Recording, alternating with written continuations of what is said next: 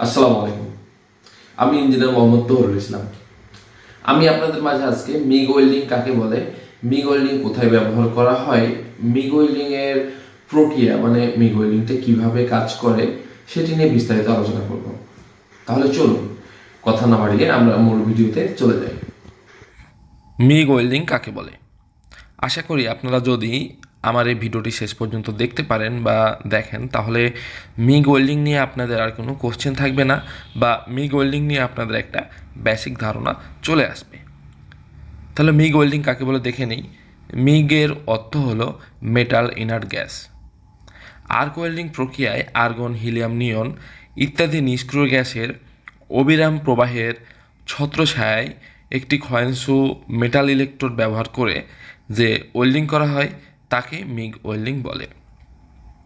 তাহলে মিগের full meaning হচ্ছে metal inner gas, এবং পূর্বের মতোই মানে টিগের মতোই নিষ্ক্রিয় গ্যাসের অবিরাম প্রবাহের ছত্রছায়ায় একটি ক্ষয়িষ্ণু মেটাল ইলেকট্রোড, মানে হোল্ডারে যে মেটালটি থাকবে মানে ইলেকট্রোডটি থাকবে সেটি নিজেই ক্ষয় হয়ে ওয়েল্ডিং পয়েন্ট জোড়া দিবে। সেটির মাধ্যমেই মানে ক্ষয়িষ্ণু ইলেকট্রোডের মাধ্যমেই যে ওয়েল্ডিং করা হয় নিষ্ক্রিয় গ্যাসের প্রবাহে, তাকে মূলত মিগ ওয়েল্ডিং বলা হয়ে থাকে। তাহলে মিগ ওয়েল্ডিংয়ের ফুল মিনিং বা মিগ ওয়েল্ডিং কাকে বলে বা মিগ ওয়েল্ডিং কীভাবে হয় আমরা দেখে নিলাম বা জেনে নিলাম। এবার আমরা অ্যানিমেশনের মাধ্যমে মিগ ওয়েল্ডিংটি একটু দেখে নেব। এখানে একটি অ্যানিমেশন দেখানো হয়েছে যে মিগ ওয়েল্ডিং কীভাবে হচ্ছে বা কি কি প্রয়োজন, এখানে তার বিস্তারিত দেওয়া হয়েছে এবং অ্যানিমেশনের মাধ্যমে আপনাদেরকে দেখানো হয়েছে। এখানে একটি নিষ্ক্রিয় গ্যাসের মানে আর্গন গ্যাসের সিলিন্ডার আছে, একটি মিগ ওয়েল্ডিং মেশিন আছে, মেইন লিড আছে, ইলেকট্রোড স্পুল আছে, মানে মূলত হোল্ডারের মাধ্যমে ওখানে যে একটা রোলারের মতো দেখতে পাচ্ছেন ওখানে ইলেকট্রোড ওয়্যারগুলো থাকে। এই হোল্ডারের মাধ্যমে অবিরাম এটি আসতে থাকবে এবং ওয়েল্ডিং পয়েন্টে যে স্পার্ক তৈরি হবে সেই স্পার্কের মাধ্যমে ইলেকট্রোড ওয়্যার গলে গিয়ে ওয়েল্ডিং জয়েন্ট উৎপন্ন করবে বা ওয়েল্ডিং জয়েন্ট দিবে।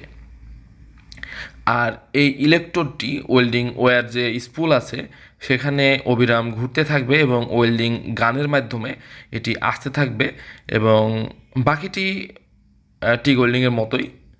তাহলে এবার দেখব যে আমরা মিগ ওয়েল্ডিংয়ে কী কী গ্যাস ব্যবহার করা হয়ে থাকে। পূর্বে বলেছি মিগ এবং টিগ যে সরঞ্জামগুলি প্রায় কাছাকাছি একই বা প্রক্রিয়াটি একই। তাহলে মিগ ওয়েল্ডিংয়ে ব্যবহৃত গ্যাসসমূহ: সকল নিষ্ক্রিয় গ্যাস ব্যবহার করা হয়, যেমন হিলিয়াম, নিয়ন, আর্গন, ক্রিপ্টন, জেনন, রেডন।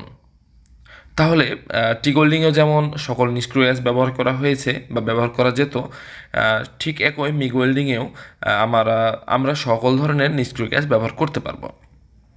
তবে সচরাচর এখানেও আর্গন গ্যাস ব্যবহার করা হয়, কারণ আর্গন গ্যাস সহজলভ্য এবং তুলনামূলকভাবে অন্য গ্যাসের চেয়ে দাম কম, তাই এখানে আর্গন গ্যাস ব্যবহার করা হয়ে থাকে। এবার আমরা দেখব যে মিগ ওয়েল্ডিংয়ের সুবিধা ও অসুবিধাসমূহ কী কী, এটিও আমরা একটু দেখে নেব।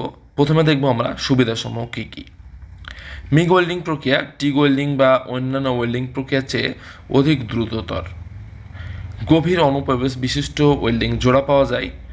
সকল অবস্থানে ওয়েল্ডিং বা অধিক দ্রুততে অবিতর ওয়েল্ডিং পাওয়া যায়।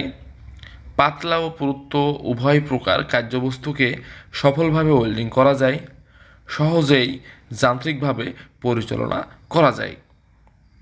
এখানে যে সুবিধাগুলো দেখলেন সেগুলো ওয়েল্ডিং প্রক্রিয়া বা ওয়েল্ডিং কাজে সবারই রিকোয়ারমেন্ট বা প্রয়োজন থাকে। 6 নম্বর হচ্ছে মিগ ওয়েল্ডিং প্রক্রিয়ায় ধাতু অধক্ষেপণ হার অধিক পাওয়া যায়, কোনো ফ্লাক্স ব্যবহৃত হয় না। মিগ ওয়েল্ডিংয়ে পরিষ্কার ও মসৃণ ওয়েল জোড়া পাওয়া যায় এবং জয়েন্ট পরিষ্কারের প্রয়োজন হয় না, তাই খরচ অনেকাংশে কম। কার্বন ডাইঅক্সাইড ওয়েল্ডিংয়ে খরচ অনেক কম হয়। গভীর অনুপ্রবেশ এক্স রে মানের ওয়েল্ডিং পাওয়া যায়। তৃতীয় ধাতুর প্রয়োজন হয় না। অসুবিধাসমূহ: ওয়েল্ডিং যন্ত্রপাতি বেশ মূল্যবান এবং কম স্থানান্তরযোগ্য, আউটডোর কাজের জন্য তেমন উপযোগী না। 2.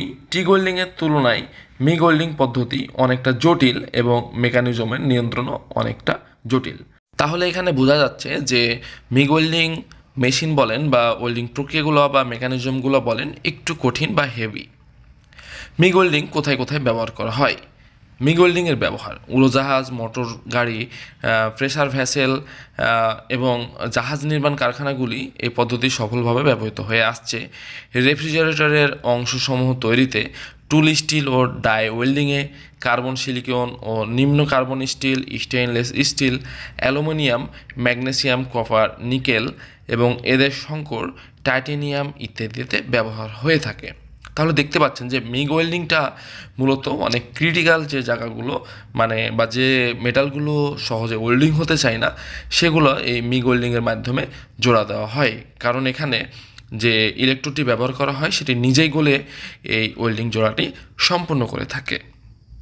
আমি আমার এই ক্ষুদ্র জ্ঞান থেকে আপনাদেরকে মিগ ওয়েল্ডিং নিয়ে যাবতীয় বিষয় বোঝানোর চেষ্টা করেছি।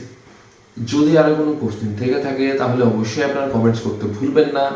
দেখা হচ্ছে পরবর্তীতে অন্য কোনো ভিডিও নিয়ে। সে পর্যন্ত সকলে ভালো থাকুন, সুস্থ থাকুন। আল্লাহ হাফেজ।